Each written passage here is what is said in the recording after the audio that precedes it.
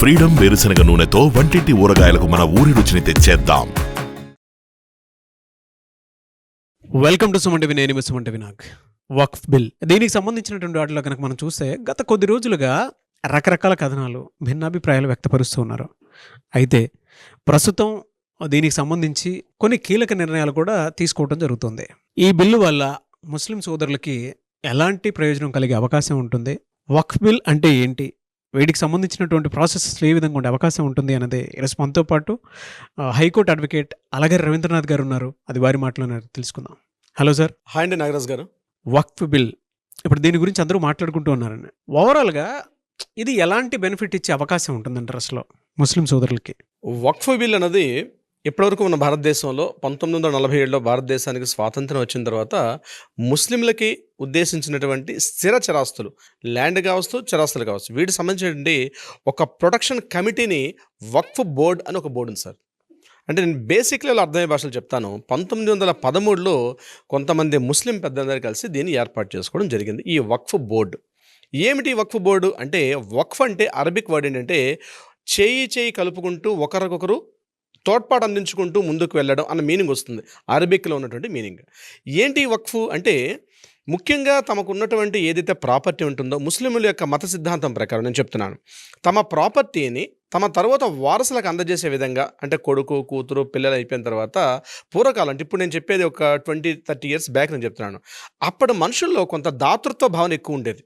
అంటే మేము ఈ క్షణం భూమి మీద ఉండకపోయినా మా తర్వాత మేము చేసినటువంటి దాన ధర్మాలన్నీ కూడా భూమి మీద ఎల్లకాలం ఉండాలి అని ఏం చేసేవారంటే, తమకున్నటువంటి ప్రాపర్టీని అల్లా పేరు మీదుగా కొంత ప్రాపర్టీని రాసేవారు దాన ధర్మాల రూపంలో. అది హిందూ సమాజంలో కూడా ఉంటుంది, ముస్లిం సమాజంలో కూడా ఉంటుంది. నేను ఇప్పుడు చెప్పబోయేంత కూడా ముస్లిం యొక్క సమాజం కూడా చెప్తున్నాను. వాళ్ళు ఏం చేసేవారంటే ప్రాపర్టీని అల్లా పేరు మీద రాసేవారు. అల్లా పేరు మీద రాసేవాడు అంటే ఏంటి అంటే, ముస్లింలో ఉన్నటువంటి పిల్లలకి, ముస్లింలో ఉన్నటువంటి అనాథలకి, ముస్లింలో ఉండే వితంతువులకి, ముస్లింలో ఉండే ఎడ్యుకేషన్ పర్పస్, ఈ దాన ధర్మాల రీత్యా దీనికి వాడడం కోసం అని చెప్పి ఒక ప్రాపర్టీ. బట్ ఏంటంటే చాలామంది అప్పుడు నిజాం తర్వాత నాట్ ఓన్లీ హైదరాబాద్ నిజాం కాకుండా దేశవ్యాప్తంగా ఉన్నటువంటి వీళ్ళందరూ కూడా చేశారు. అయితే ఇది 1913లో ఈ యొక్క బోర్డు ఏర్పాటైంది, వక్ఫ్ బోర్డు అంటే. బోర్డు అంటే బ్రిటిషర్స్ కాలంలో దీన్ని ఏర్పాటు చేశారు. 40 ఏళ్ళలో స్వాతంత్రం వచ్చిన తర్వాత భారతదేశం 2 పార్టీలుగా విభజించబడింది. ఒకటి పాకిస్తాన్గా, మరొకటి భారతదేశంలో. ఆ విభజించిన కార్యక్రమాలు ఏం చేశారంటే, ఎవరు ఏ ప్రాంతంలో ఉండొచ్చు అంటే, పాకిస్తాన్కి వెళ్ళాల్సిన వాళ్ళు పాకిస్తాన్కి వెళ్ళొచ్చు, ఇండియాలో ఉండాల్సిన వాళ్ళు ఇండియాలో ఉండిపోవచ్చు అన్నటువంటి ఒక నియమం అయితే అప్పుడు ఆ నెహ్రూ గారి గవర్నమెంట్లో జరిగింది, అందరికీ తెలిసిన విషయమే. అయితే భారతదేశంలో ఉన్నటువంటి ముస్లిమ్స్ అందరూ కూడా కొంతమంది పాకిస్తాన్కి వెళ్ళిపోయారు. ఆ వెళ్ళిపోయిన సందర్భాలు వాళ్ళు కుటుంబ సమేతంగా వెళ్ళిపోయినప్పుడు అక్కడక్కడ కొంత ల్యాండ్స్ ఉండిపోయి, ఈ ల్యాండ్స్ అన్నింటినీ కూడా ప్రొటెక్ట్ చేసుకునే ఉద్దేశంతో భారతదేశ ప్రభుత్వం యొక్క ఆధీనంలో వెళ్లకుండా ముస్లింల యొక్క పెద్దల యొక్క ఆధీనంలో ఆయా ప్రాంతంలో ఉన్నటువంటి కమిటీలు, అంటే ఏ ప్రాంతంలో ఉంటే ఆ ప్రాంతాలు, దేశవ్యాప్తంగా ఏ రాష్ట్రాల్లో ఉంటే ఆయా రాష్ట్ర ముస్లిం మత పెద్దలందరూ కలిసి ఒక కమిటీ బోర్డుని ఏర్పాటు చేసుకొని వాళ్ళు దానికి సంరక్షకులుగా, అంటే పూర్తిగా దానికి సంబంధించిన ల్యాండ్స్ అన్ని కూడా వాళ్ళకి ఇచ్చేసి వెళ్ళిపోయారు, ఈ యొక్క ల్యాండ్ సంబంధించి. ఇలా ఎక్కడెక్కడైతే దేశవ్యాప్తంగా ఉన్నటువంటి ల్యాండ్లన్నీ అంచనా వేస్తే నాగరాజ్ గారు, నేను మీకు లెక్కలు చెప్తే మీకు ఆశ్చర్యం గొలిపే విస్తుగొలిపే విషయాలు ఉంటాయి. సుమారుగా దాని లెక్కలు వేస్తే మన రీసెంట్గా 2022లో ఒక వంశీ అని ఒక యాక్ట్ రావడం జరిగింది. వంశీ యాక్ట్ అంటే ఇది హిందూ యాక్ట్ కాదు సార్. వంశీ అంటే వక్ఫ్ బోర్డు సంబంధించిన ఒక యాక్ట్, వంశీ యాక్ట్ అంటారు దీన్ని. సిస్టమేటిక్ ఆఫ్ మేనేజ్మెంట్, అంటే వక్ఫ్ సిస్టమేటిక్ మేనేజ్మెంట్ అనేటువంటి అదొక యాక్ట్ ఫామ్ చేశారు. ఆ బోర్డు ప్రకారం భారతదేశంలో ఈ యొక్క వక్ఫ్ ఆస్తులు ఎంత ఉన్నాయంటే సుమారుగా 9,70,000 ఎకరాలు ఉన్నట్టుగా అంచనా వేశారు. 9,70,000 ఎకరాలు ఈ వక్ఫ్ బోర్డు అనేటువంటి ఈ యొక్క సంస్థ ఆధ్వర్యంలో ఉంది. మీరు ఇంకా ఆశ్చర్యం ఏంటంటే, భారతదేశంలో ఎక్కువగా ఉన్నటువంటి స్థలాలు ఎవరికి ఉన్నాయంటే రక్షణ శాఖ ఉంటుంది, అంటే డిఫెన్స్ డిపార్ట్మెంట్ ఉంటుంది, నేవీ కావచ్చు, ఎయిర్ ఫోర్స్ వాళ్ళకు ఉంటుంది. అది సుమారుగా 16 లక్షల ఎకరాల పాటు ఒక రక్షణ శాఖ భారతదేశంలో ఎక్కువ ల్యాండ్ ఉంటే, సెకండ్ పొజిషన్లో ఉన్నది రైల్వే శాఖ. రైల్వే శాఖ సుమారుగా 12 లక్షల పైబడి ఎకరాల ల్యాండ్ అయితే ఉంది. ఇక మూడో స్థాయి ఎవరిదే అంటే ఈ వక్ఫ్ బోర్డుకు ఉన్నటువంటి ఈ 9,70,000 ఎకరాలు వక్ఫ్ బోర్డు యొక్క ఆధీనంలో ఉంది. దీనికి సంబంధించినటువంటి వివరాలు ఇవి. అంటే సుమారుగా గోవా స్టేట్కి మించి ఉన్నటువంటి ల్యాండ్స్ భారతదేశ వ్యాప్తంగా ఈ వక్ఫ్ బోర్డు యొక్క ఆధీనంలో ఉంటుంది. ఇది గుర్తుపెట్టుకోవాలి. అయితే మరి ప్రభుత్వానికి వక్ఫ్ బోర్డుకి తేడా ఏంటంటే, వక్ఫ్ బోర్డుని ఏం చేశారంటే 1947 స్వాతంత్రం వచ్చిన తర్వాత 1995లో దీనికి ఒక చట్టం చేశారు. అప్పుడు ఉన్నటువంటి ఆ ప్రభుత్వం వాళ్ళు ఏం చేశారంటే ఒక విశేషమైన అధికారులు ఇవ్వడం జరిగింది ఈ వక్ఫ్ బోర్డుకి. అంటే మీకు ఎగ్జామ్ చెప్తే మీకు ఆశ్చర్యపోతారు నాగరాజ్ గారు. ఇప్పుడు ఫర్ ఎగ్జాంపుల్ ఏదైనా ఒక స్థలం కనిపించింది అనుకోండి, ఏదైనా ఒక స్థలం, ఈ స్థలం నాదే అని అన్నారు అనుకోండి, వక్ఫ్ బోర్డు ఖచ్చితంగా ఆ ల్యాండ్ వక్ఫ్ బోర్డుకి హ్యాండ్ ఓవర్ చేసేయాల్సిందే. ఈ యొక్క సూత్రాన్ని బాగా వినండి. ఏదైనా ఒక ల్యాండ్ చూపించి ఈ ల్యాండ్ నాది అని వక్ఫ్ బోర్డుగా అని చెప్పగలిగితే ఆ ఎంటైర్ ల్యాండ్ మొత్తం కూడా వక్ఫ్ బోర్డుకి ఇచ్చేయాలి. ఎవరైతే ఆ ల్యాండ్లో స్వాధీనం ఉన్నారో వాళ్ళు నిరూపించుకోవాల్సిన అవసరం ఉంటుంది. ఈ ల్యాండ్ వక్ఫ్ది కాదు మాది అని నిరూపించుకోవాల్సిన అవసరం ఆ వ్యక్తిది. అంటే నేను ఒక అభియోగం వేస్తాను, ఆ అభియోగాన్ని కాదు అని చెప్పి నిరూపించుకోవాల్సినటువంటి ఆ పరిస్థితి ఆ వ్యక్తికి ఉంటుంది. ఆ వ్యక్తి కూడా ఎవరి దగ్గరికి వెళ్ళాలి? ప్రభుత్వం దగ్గరికి వెళ్ళడు, వక్ఫ్ బోర్డులో ఉన్నటువంటి కమిటీ పెద్దల దగ్గరికి వెళ్ళి నిరూపించుకోవాల్సిన అవసరం ఉంటుంది. అంటే భారతదేశ రాజ్యాంగానికి పేర్లగా ఒక చట్టం ఈ వక్ఫ్ బోర్డు యొక్క ఆధీనంలో నడుస్తూ ఉంటుంది. అంటే ఈవెన్ దో మీకు చేతి ఆశ్చర్యపోతారు, పార్లమెంట్ ఇది నాది అని వక్ఫ్ బోర్డు అని అనుకోండి ఇచ్చేయాలి, అసెంబ్లీలు ఇది నాది అనుకోండి ఇచ్చేయాల్సిన అవసరం వస్తుంది. అంటే ఈ విషయం నేను చెప్పలేదండి నాగరాజు గారు, కిరణ్ రిజిజు అని చెప్పి పార్లమెంట్లో ఈ వ్యాఖ్యానం చేయడం జరిగింది. ఈ వక్ఫ్ బిల్లు ఎందుకు తీసుకొస్తున్నామంటే ఈ వక్ఫ్ బిల్లులో ఉన్నటువంటి చట్టంలో ఉన్నటువంటి ఈ లొసుగులు ఏ స్థాయిలో ఉన్నాయని ఆయన పార్లమెంట్లో మాట్లాడిన మాట నేను చెప్తున్నాను. పార్లమెంటు భవనం మాదని చెప్పిన వక్ఫ్ బోర్డు చెప్పినప్పుడు కూడా ఆ పార్టీ యాస్టీస్గా వక్ఫ్ బోర్డుకి ఇవ్వాల్సిన అవసరం ఉంటుంది. అంత భయంకరమైన చట్టం అని చెప్తూ ఆయన మాట్లాడే విషయాలు నేను మీతో చెప్పడం జరిగింది. అయితే ఇంకా ఏముంది వక్ఫ్ బోర్డులు అంటే, ఈ వక్ఫ్ బోర్డులో ఎవరైతే కమిషనర్ ఉంటారో ఈ కమిషనరే ఆ యొక్క వక్ఫ్ ల్యాండ్కి పూర్తి యొక్క దాని విశేష అధికారాలు కలిగి ఉంటారు. అథారిటీస్ అన్ని వాళ్ళ చేతిలో ఉంటుంది. పోనీ వాళ్ళైనా సరే ముస్లింల యొక్క కమ్యూనిటీ ఏదైతే ముస్లింల యొక్క ఉన్నారో వాళ్ళకైనా చేస్తున్నారంటే వాళ్ళు ఎక్కడా చేస్తున్నటువంటి ఆనవాళ్ళు ఎక్కడా కనిపించట్లేదు. అంటే ఎంతెంత ల్యాండ్ ఉన్నప్పటికీ కూడా వాళ్ళ అనాథ శరణాలయాలు కావచ్చు, వితంతువులు కావచ్చు, లేకపోతే వాళ్ళ మదర్సాలు కావచ్చు, ఎడ్యుకేషన్ పర్పస్, లేకపోతే వాళ్ళ దర్గాలు, వీటికి సంబంధించి చాలా తక్కువ ఉంటుంది. ఎంతసేపు కూడా వాళ్ళు కొంతమంది కబ్జా అంటే ఎవరైతే పెద్దలు కొంతమంది వాళ్ళ హోల్డింగ్లో ఉండిపోయి దేశవ్యాప్తంగా ఈ 9,50,000 ఎకరాల్లో చాలా వరకు వాళ్ళ గుత్తాధిపత్యంలో ఉంటున్నాయి. దీనిలో ప్రభుత్వం ప్రశ్నించే అధికారాన్ని కూడా ప్రభుత్వానికి లేదు. దేశంలో ఏదైనా ఉంటే ఇప్పుడు ఒక ప్రాపర్టీ మీరు నన్ను అమ్మారు నాగరాజు గారు, ఈ ప్రాపర్టీ అమ్మితే మీరు నేను కలిసి రిజిస్ట్రేషన్ ఆఫీస్కి వెళ్తాం, రిజిస్ట్రేషన్ చేసుకుంటాం, మనకంటూ మన లెక్కలు గవర్నమెంట్ లెక్కల్లో ఉంటుంది. కానీ వక్ఫ్ బోర్డు యొక్క ల్యాండ్ అని చెప్తే ఆ వక్ఫ్ బోర్డుకి సంబంధించినటువంటి లావాదేవీలు కూడా ప్రభుత్వం యొక్క లెక్కల్లో ఉండదు. మీకు నాకు సంబంధించిన ప్రాపర్టీ ఉన్నా సరే వక్ఫ్ బోర్డే కాస్ట్ ఉంటుంది. అది అవునా కాదని డిసైడ్ చేసే అధికారం కూడా వక్ఫ్ బోర్డుగా ఉంటుంది. అది అవునా కాదా, ఆ ప్రాపర్టీకి సంబంధించిన ఏవైనా జరగాలంటే అక్కడ ఏమైనా స్కూల్స్ కట్టాలన్నా ఇతరత్ర ఏవైనా వ్యాపార కార్యక్రమాలు చేయాలంటే కూడా దాని మీద పూర్తి హక్కు అంతా కూడా వీళ్ళకే ఉంటుంది. సో ఇట్లాంటి ఒక భయంకరమైన చట్టం ఈ యొక్క వక్ఫ్ బోర్డు యొక్క చట్టం. ఇది ఎలా ఉంది అంటే ఇందులో వాళ్ళకు కూడా ఈ 9,50,000 ఎకరాల్లో కూడా ఎవరెవరికి ఎంత ఉందని చెప్పి రీసెంట్గా 2022లో నేను చెప్పిన వంశీ యాక్ట్ ఏది తీసుకొచ్చారో అది గవర్నమెంట్ ఇచ్చిన లెక్కల ప్రకారం నేను మీతో షేర్ చేసుకుంటాను నాగరాజు గారు. అందులో మసీదులకి 1,19,000 ఎకరాలు ఉందట. మసీదులకు మించి ఎక్కువ ల్యాండ్ దేని మీద ఉంది అంటే కబ్రస్థాన్ అంటే శ్మశానాలకి సుమారుగా 1,50,000 ఎకరాలు వాళ్ళ పేరు మీదుగా నమోదై ఉందట ఈ యొక్క ల్యాండ్ 9 లక్షల ఎకరాల్లో కూడా. ఇక మూడోది ఇమాంబాద్ అంటారు, లేకపోతే అసుర్షానా అంటారు, దీనిలో 17,000 ఆస్తులు ఉన్నాయి. మదర్సాలకి స్కూల్ సంబంధించి ఒక 14,000 ఆస్తులు ఉన్నాయి. ఇక సమాధులు, దర్గాలు వీటికి సంబంధించి ఒక 30,000 ఎకరాలు ఉంది. ఇక వ్యాపార లావాదేవీలు ఒక 92,000 ఎకరాలు, వ్యవసాయ నిమిత్తం 1,400 ఎకరాల్లో మాత్రమే వ్యవసాయ సంబంధించినటువంటి లావాదేవీలు ఉన్నాయి. అంటే ఇదంతా కూడా లెక్కలు వేసిన తర్వాత తెలిసినటువంటి లెక్కలు, అధికారికంగా పార్లమెంట్లో అమిత్ షా గారు ప్రవేశపెట్టిన లెక్కలు నేను మీకు ఇప్పుడు షేర్ చేసుకున్నాను. అంటే వక్ఫ్ యొక్క ఆస్తులు ఈ 9,50,000 ఎకరాలు ఎక్కడ ఉందో దీని మీద వక్ఫ్ బోర్డులో వాళ్ళే పెద్దలు. అంటే మొదట్లో ఏం చేశారంటే దీని మీద ఈ వక్ఫ్ ఆస్తుల మీద ఆ లోకల్గా ఉన్నటువంటి ఇమాములు, ఆ పెద్దల అధికారులు ఉంటారు. ఇక రాజకీయ వ్యవస్థలు అందులో ఎంటర్ అయ్యి వాళ్ళు పూర్తిగా గుత్తాధిపత్యాన్ని ఏర్పాటు చేసి దీని మీద ప్రభుత్వానికి ఎటువంటి అజమాయిషీ లేదు. అంతేకాకుండా ఒకవేళ ముస్లిం వ్యక్తులు ఎవరైనా సరే దాని మీద క్లెయిమ్ చేసుకునే అధికారం కూడా వాళ్ళకి లేకుండా చేశారు వాళ్ళు. అంటే వాళ్ళు గుత్తాధిపత్యం అంటే ఒక పేర్లల్ గవర్నమెంట్ మెయింటైన్ చేయడం అనమాట. వక్ఫ్ బోర్డు ఆస్తి అంటే ఇట్స్ ఎ పేర్లల్ గవర్నమెంట్, ఒక పేర్లల్ రెవెన్యూ డిపార్ట్మెంట్ మొత్తం కూడా వాళ్ళు మెయింటైన్ చేసుకున్నది ఈ వక్ఫ్ బోర్డు యొక్క ఆస్తి. ఈ వక్ఫ్ బోర్డు సంబంధించి ప్రధానంగా ఒక 7 సవరణలు అయితే చేయడం జరిగింది. అది చాలా ఇంపార్టెంట్ సవరణలు. ఆ 7 సవరణలు కూడా నేను మీతో షేర్ చేసుకుంటాను నాగరాజు గారు. డెఫినెట్గా. ముందుగా ఈ వక్ఫ్ బోర్డ్ అని ఏదైతే వర్డ్ ఉందో ఈ యొక్క నేమ్ మార్చడం జరిగింది. దాన్ని ఏం చేశారంటే United Waqf management and empowerment efficiency and development act 2025 అని టోటల్గా ఈ ఇంతకుముందు వక్ఫ్ అన్నటువంటి ఏదైతే వర్డ్ ఉందో దాన్ని ఇంత ఫుల్ లెంగ్త్గా మార్చడం కూడా జరిగింది. ఇది ఫస్ట్ సవరణ. రెండో సవరణ ఏంటంటే ఇంతకుముందు వక్ఫ్కి ల్యాండ్ రాసి ఇవ్వాలంటే ఎవరైనా రాసి ఇచ్చేసేవారు. అలా కాకుండా ఇప్పుడు ఏంటంటే అట్లీస్ట్ 5 years పాటు ఇస్లాం మతం యొక్క సిద్ధాంతాలని పూర్తిగా ఆచరిస్తున్న వ్యక్తి, మాత్రమే రాసివ్వడానికి అధికారం ఉంటుంది. అతను 5 సంవత్సరాల పాటు ముస్లిం యొక్క మత సిద్ధాంతాల్లో ఖురాన్ని ఆచరించిన విషయాలు ఆయన పూర్తిగా ఫాలో అయిన వ్యక్తి మాత్రమే ఈ యొక్క వక్ఫ్కి ఆస్తి రాసివ్వడానికి అర్హత కలిగి ఉంటాడు.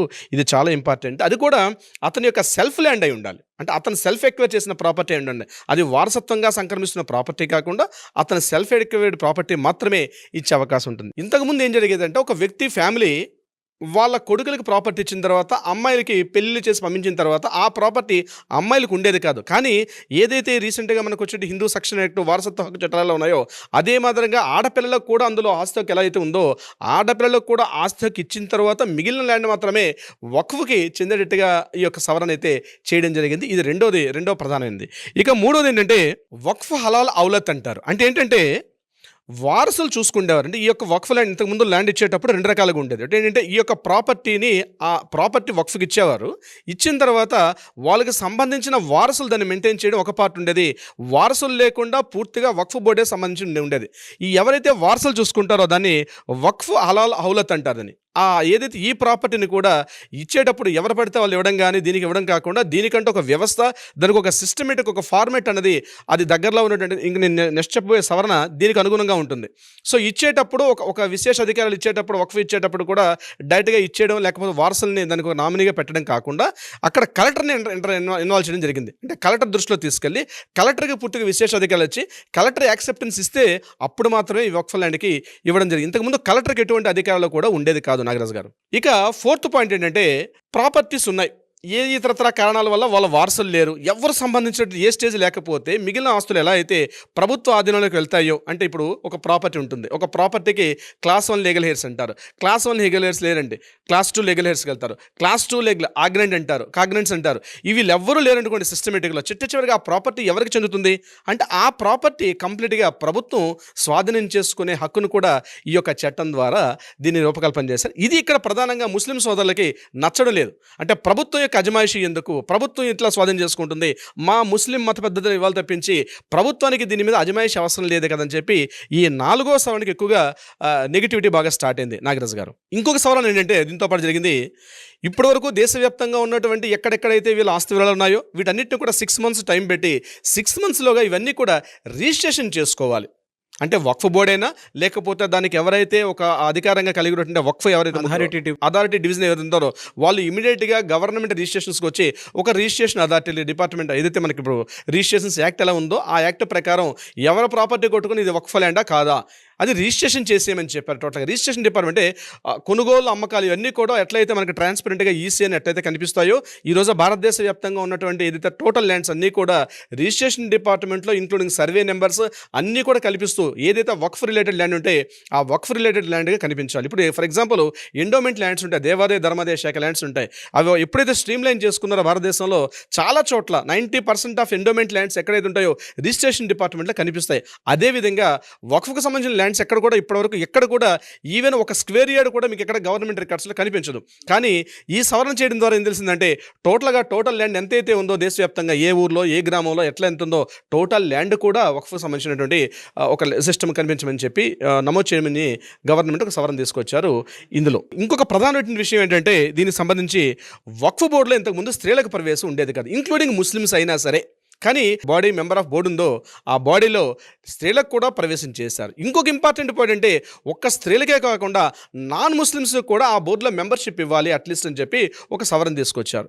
ఎందుకు సవరణ తీసుకొచ్చారంటే వీళ్ళ 1995లో యాక్ట్ ఉంది. ఆ యాక్ట్ ప్రకారం ఏంటంటే ఏ ప్రాపర్టీ అని చూపించి ఇది సంబంధించిన వక్ఫ్ ల్యాండ్ అంటే ఇమీడియట్గా ఎట్లయితే ఆ ల్యాండ్ని తీసుకొచ్చి వక్ఫ్లో ఎట్లా కలుపుకుంటారో ఇక్కడ నాన్ ముస్లిమ్స్ ఇందులో ఉండేటప్పుడు కూడా అది క్రిస్టియన్స్ కావచ్చు, హిందూస్ కావచ్చు, ఇతరత్ర జైన్స్, బుద్ధిస్టులు ఎవరైనా సరే ఇక్కడ ఈ నాన్ ముస్లిమ్స్ ఇక్కడ ఎంట్రీ ఇచ్చేటప్పుడు నిజాలు అనేది కేవలం ముస్లిమ్స్ మత పద్ధతులు ఉండేటప్పుడు ఏమైందంటే అది టోటల్గా మాదే ల్యాండ్ అని చెప్పి ఒక ఇనానిమస్గా తీసుకునే అవకాశం ఉంటుంది.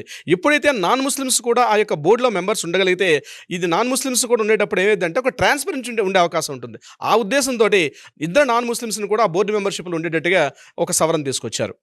మరొక ఇంపార్టెంట్ పాయింట్ ఏంటంటే అత్యంత ప్రధానమైనది కీలకమైనటువంటి సవరణ దీని మీద దేశవ్యాప్తంగా ఏదైతే మన ముస్లిం సోదరులు 2 పాయింట్స్ మీద నేను చెప్పాను, ఇందాక ఒక పాయింట్ చెప్పాను, ఇప్పుడు సెకండ్ పాయింట్ ఏంటంటే ఈ వక్ఫ్ బోర్డు మొత్తానికి కూడా కమిషనర్ ఒక్కడికే పూర్తి అధికారాలు కాకుండా డిస్ట్రిక్ట్ కలెక్టర్ గారికి కూడా అధికారులు ఇవ్వడం జరిగింది. అంటే commissioner is not only total final authority కాదు, కలెక్టర్కి కూడా విశేష అధికారులు ఇవ్వడం జరిగింది. అంటే అది దాని గురించి ఆ యొక్క ప్రాపర్టీ దీనికి సంబంధించిందా కాదా ఈ వివరాలన్నీ తెలియాలంటే కలెక్టర్ గారికి దీన్ని పూర్తిగా, అంటే ఎవరైనా ఒక పలానా ప్రాపర్టీ ఇది వక్ఫ్ ల్యాండ్ అనుకునేటప్పుడు మన కలెక్టర్ గారికి కూడా ఒక ఇంటిమేట్ చేసి దీని మీద నిజార్దన కమిటీ కానీ లేకపోతే నిజాలు తెలుసుకోవడం కోసం చెప్పి కలెక్టర్ గారిని కూడా అప్రోచ్ అవకాశం అనేది ఈ యొక్క సవరణ బిల్ ద్వారా ఏర్పడింది. ఇంతకుముందు కలెక్టర్కి అసలు రైట్స్ కూడా లేవు.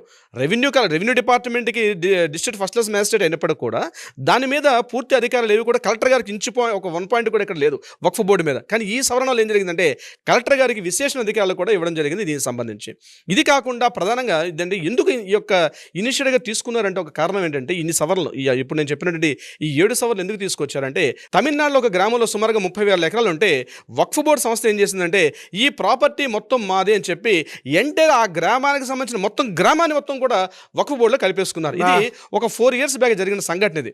దాని మీద ఇప్పటికి కూడా సుప్రీంకోర్టు వరకు వాదోపవాదాలు జరుగుతున్నాయి. బట్ ఈ యాక్ట్ ఎప్పుడైతే కఠినంగా ఉందో కోర్టులు కూడా ఈ యాక్ట్ని ఇంపోజ్ చేసే పనిలో ఉంటే తప్పించి యాక్ట్కి అంటే పార్లమెంట్లో కానీ అసెంబ్లీలో చేసిన చట్టాలకు వ్యతిరేకంగా తీర్పులు ఇచ్చే అవకాశం సుప్రీంకోర్టు కూడా లేదు. కొన్ని సందర్భాల్లో జడ్జిమెంట్స్ ఇస్తాయి కానీ తీర్పులు మాత్రం ఇచ్చేటప్పుడు యాక్ట్కి అనుకూలంగా ఇవ్వాల్సి వస్తుంది. కానీ ఈరోజు తమిళనాడులో ఆ గ్రామం మొత్తం కూడా వక్ఫ్ బోర్డులో కలిసిపోవడం వల్ల ఇటువంటి రాబోయే రోజుల్లో మిగిలిన చోట్ల జరిగే అవకాశం ఉంటుందని చెప్పి ఒక పారదర్శకత ఒక ట్రాన్స్పరెన్సీ అన్ని చోట్ల ఉండాలి. ముఖ్యంగా ఈ భూముల విషయంలో ముస్లింలు ఈ రోజు కూడా దేశవ్యాప్తంగా మనం చూసినట్లయితే ఇప్పటికి కూడా అణగారిన వర్గాలు ఎంత దారుణంగా ఈరోజు వాళ్ళకి వితంతువులు కావచ్చు, ఫుడ్, ఎడ్యుకేషన్ విషయంలో చాలా అణగారు ఉన్నారు. కాబట్టి వాళ్ళు కూడా ఒక స్టేటస్ తీసుకొచ్చే ఉద్దేశంతో ఈరోజు భారత ప్రభుత్వం ఈ చట్టాన్ని మేము తీసుకొస్తున్నామని చెప్పి చెప్పడం జరిగింది. అయితే ఇంకొక ఇంపార్టెంట్ పాయింట్ నాగరాజు గారు, ముఖ్యంగా మనం ట్రైబల్ ఏరియాస్కి వెళ్ళాం అనుకోండి, గిరిజనులకు ప్రత్యేక విశేష అధికారులు అంటే ట్రైబల్ యాక్ట్స్ ఉంటాయి. కానీ ఎంత దారుణం అంటే ఈవెన్ దో ట్రైబల్ ల్యాండ్స్ని కూడా అంటే గిరిజనుల హక్కులు ఏదైతే కొండ ప్రాంతాలు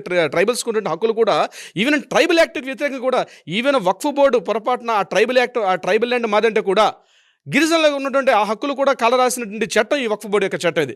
అంటే ఇప్పటివరకు గిరిజనులు అంటే ఆ గిరిపుత్రులు కాబట్టి వాళ్ళకు ఒక హక్కులు ఉంటాయి ప్రత్యేకంగా. ఎందుకంటే అక్కడ వేరే వాళ్ళ పర్చేజింగ్ కానీ కొండ అమ్మడం కుదరదు, దానికి సంబంధించి ఒక రక్షణ చట్టం ఉంది.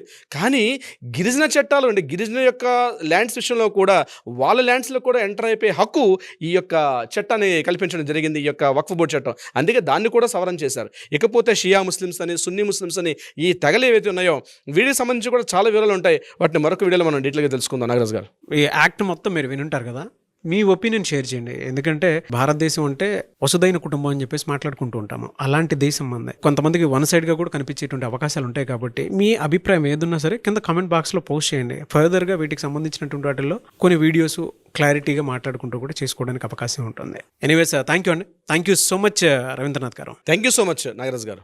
సుమన్ టీవీలో మీ పర్సనల్ అండ్ బిజినెస్ ప్రమోషన్స్ కోసం కింది నెంబర్కి కాంటాక్ట్ చేయండి.